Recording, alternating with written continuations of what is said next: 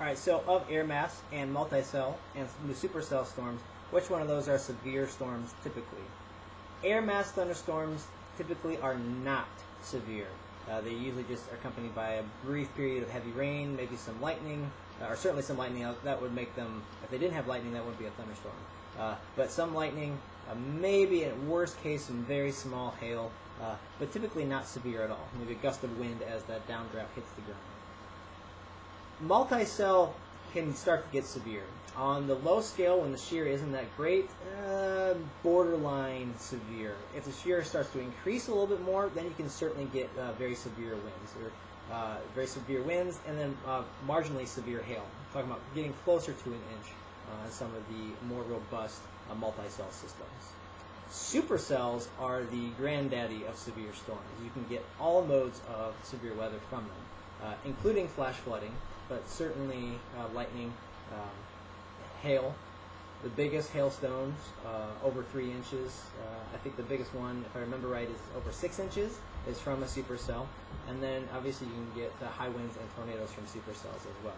So that's the granddaddy of severe weather, severe storms. Multi-cells can be both, and air mass thunderstorms are typically not severe. Other thing to comment about air mass thunderstorms, multi-cells, and supercells is their residence time, or how long they last. Air mass thunderstorms are the simplistic model, the cumulus, immature, and dissipation. So they typically only last 60 minutes or less. Multi-cell storms can last only 60 minutes to a few hours, depending upon the strength of the shear. The ratios are are a multi-cell storm that can actually last over 12 hours. In the case of supercells, those are typically the longest lasting storms, and they can last anywhere from an hour to almost an entire day. One of the longest storms in history traveled over 600 miles, and it was on the ground or as a supercell for probably over 12 hours. So in extreme cases, it can last certainly much longer than 6 hours, but typically you're talking in the 2-ish hour frame is what most typical for supercells. Extreme end multi-cells, 2 hours, an hour to 2 hours, and then air mass thunderstorms 60 minutes or less. Because the supercells last longer, that's when you can get those more severe cases, because it's able to harness and able to mature much, much greater in that higher shear environment. So the longer a storm lasts, basically, in the end, general rule, the longer a storm can last, the more likely it is to become severe. Where do these thunderstorms occur? Thunderstorms need warm, moist air near the surface. That's when they best form. So anywhere you've got really warm and really moist conditions, you're more likely to find thunderstorms than in locations where you've got particularly dry situations. So the farther north you go, the cooler it gets, and because it's cooler, the air can actually hold less moisture, so you're less likely to get thunderstorms. The dry areas like the southwest United States, it's a little dry. Even though it's warm, it's dry, so you can't get as many thunderstorms. In the summer, and especially in the mountains, you do, so there's certainly enough moisture to get thunderstorms, but it's not quite as often as, say, along the Gulf Coast. The Gulf Coast is very warm because it's pretty far south, and it's also right next to the Gulf of Mexico, so you get a lot of moisture, you get a lot of heat, and you get a lot of thunderstorms. This is why Florida, for instance, is the lightning capital of the United States. Why then do you get more multi-cells and supercells in certain areas than you do at any other type? So air mass thunderstorms can happen anywhere you've got moisture and heat. So anywhere in the United States can get a thunderstorm. Anywhere in the world can get a thunderstorm given the right moisture and heat. Multi-cells and supercells require more shear. More shear occurs when the jet stream is overhead, and the jet stream is connected with mid-latitude cyclones and temperature gradients. So whenever you get cold air moving in from, say, Canada across the United States and warm air coming from maybe the Gulf of Mexico, you get a temperature gradient. Basically, the temperature is changing over some distance. That actually causes the jet stream to blow faster. If you remember, the pressure gradient is dependent upon the temperature gradient, right? And when the pressure gradient is stronger, the winds blow faster. That happens, so the jet stream is actually much, much stronger when there's a larger temperature gradient. So when the cold air pushes in from Canada and meets that warm air coming from the Gulf of Mexico, you create a corridor where the temperature difference causes a greater pressure difference, which causes a greater jet stream. And because the jet stream is faster, the winds increase much faster with height, which means you've got a greater amount of shear. That is why you typically see more tornadoes, more supercells in the Great Plains, because the situation is perfect for most springs.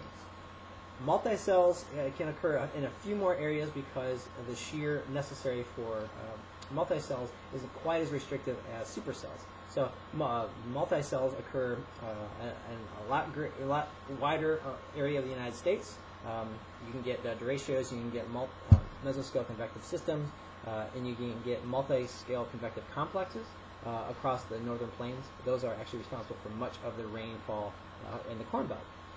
But that's why certain thunderstorms occur in certain areas. It's because the availability of heat, availability of moisture, and then how frequently or how often you get enhanced shear, which is caused by, if you want to simplify it, the meeting of that warm air and cold air. That said, don't confuse, don't, I've heard people say this before, it kind of drives me nuts. Just because warm air meets cold air doesn't cause them to swirl and make a tornado.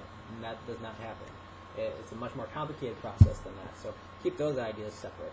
If you have questions on that, let me know. So let's talk about each one of those thunderstorm types a little bit more specifically. Air mass thunderstorms don't require a lot of shear. They just pop up and then collapse on themselves. What happens when that occurs? Well, you've got that warm air rises, and then it condenses into that rain. The rain falls, and then as it's falling, it actually cools the air through evaporation. And that when the air gets cooled off, it drops very quickly. Think of a hot air balloon with very cold air in it. It's not hot anymore, it's cold, so it falls to the ground very quickly. And thunderstorms work the exact same way. So that cold air from the thunderstorm rushes to the ground and then spreads out in all directions. Because there's no shear, there's no tilt to the thunderstorm, in those air mass thunderstorms, it goes up, comes right back down, and then splats. Basically, just think of water pouring it on the ground, it splats all over the ground. The front edge of that cold air, wherever it's rushing outwards, is called a gust front. It acts like a little mini cold front. It can actually sometimes pop up other thunderstorms on its front edge. So air mass thunderstorms you can typically identify, especially when they're collapsing, by these little rings. Sometimes you can see them on radar. These little rings will appear and then spread out around the thunderstorms. That's because the thunderstorms are producing a bunch of cold air that spreads out. Multicells. With a little bit more shear, you get a little bit more organization. The storm updraft tilts, and the rain falls away from the updraft so that the storm can keep on going.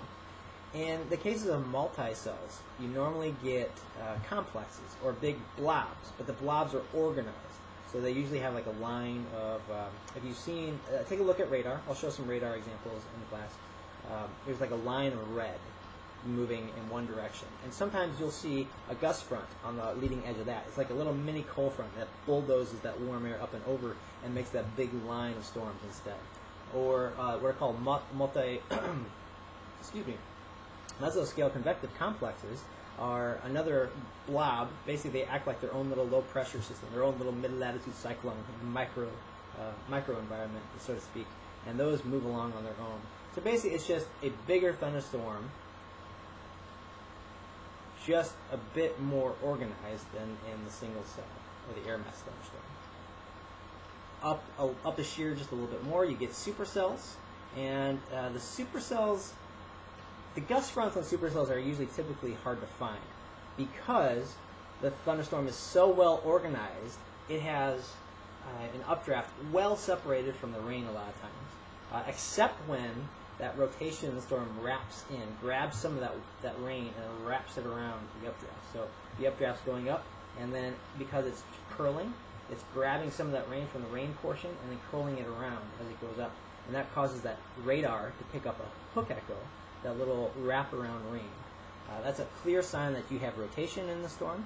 Could be an indication of a tornado. It certainly is the identifying feature of a supercell.